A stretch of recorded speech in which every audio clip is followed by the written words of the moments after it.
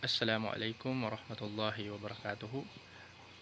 Ngayon ay panglima ng araw ng Shaaban at kailangan na nating mag-prepare siguro para sa ating papalapit na Ramadan. Mag-prepare tayo ng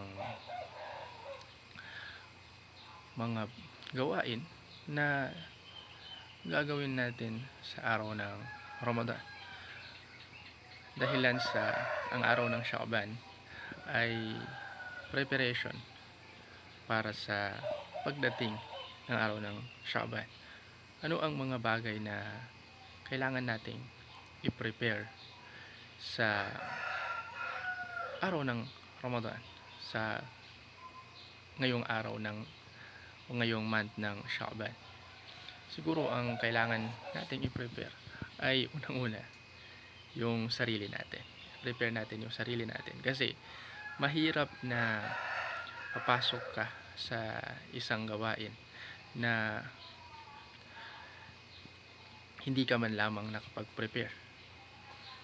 Dahilan sa baka yung katawan mo ay ma-shock dahilan sa wala kang preparation.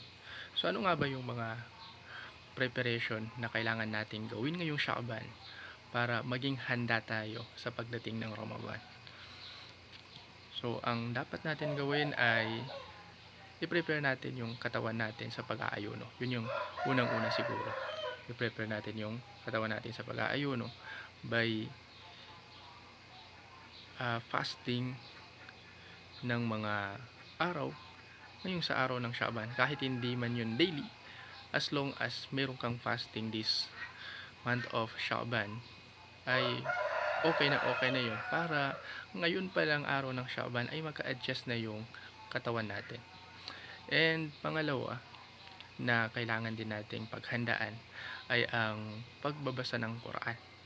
Pagbabasa ng Quran dahilan sa ang pagbabasa ng Quran ay isa sa pinaka magandang gawain sa araw ng Ramadan dahil 'di ba sa araw ng Ramadan ay tinawag din itong the month of Quran. At kung ano man ang binabasa mo sa Quran ay palalaguin yun ng Allah subhanahu wa ta'ala. Hindi ba ang pagbabasa ng Quran ay bawat letra doon ay ang katumbas ay isang mabuting gawain. At ang dami-dami nun. Pero sa araw ng Ramadan, um, parang tina-times yun eh. Tina-times yun. So, pag-igtingin yun na maging mas malapit tayo sa Quran. At hindi lang basta nire-recite lang.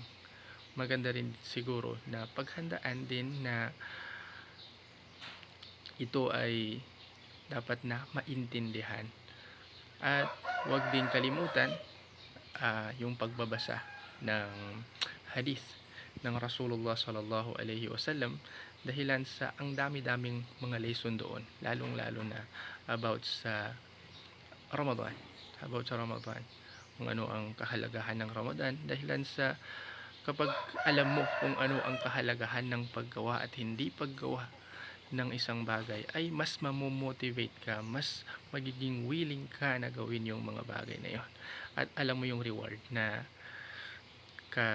kasama na ibibigay sa iyo ng Allah subhanahu wa ta'ala. Kung alam mo man yung reward na ibibigay niya sa iyo, mas nai-encourage ka doon. So, yun yung pangatlo, no? Ang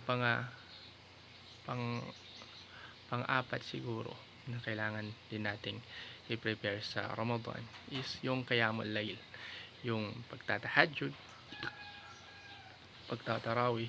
Dahilan sa dapat sa araw ng Ramadan ay marami tayong magawang mabuti. At sige nga, i-prepare na natin yung sarili pa natin. Ngayon pa lang month of Shaaban. At siguro ang iba na kailangan din nating i-prepare sa araw ng Shaaban para gawin natin sa araw ng Ramadan ay mga bagay na maglilinis sa atin, maglilinis sa puso natin.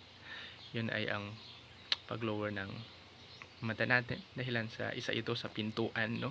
Isa ito sa pintuan ng puso natin. Pag-lower ng mata natin sa mga bagay-bagay na magiging gusto nito. At pag-lower sa ating tenga sa kung ano yung maririnig nito, pag-lower sa ating kung ano yung um, gagawin nitong kamay na to, no? Kung saan tayo pupunta. And I think we really need na ang gawin lang natin ay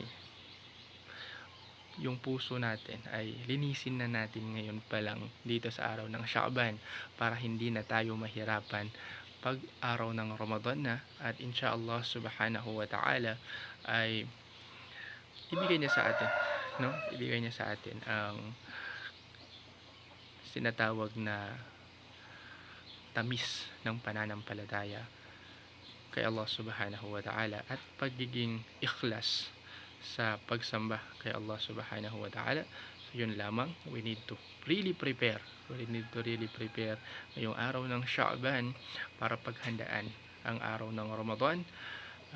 Hanggang dito na lang, wa ila liqa, wassalamu alaikum warahmatullahi wabarakatuh.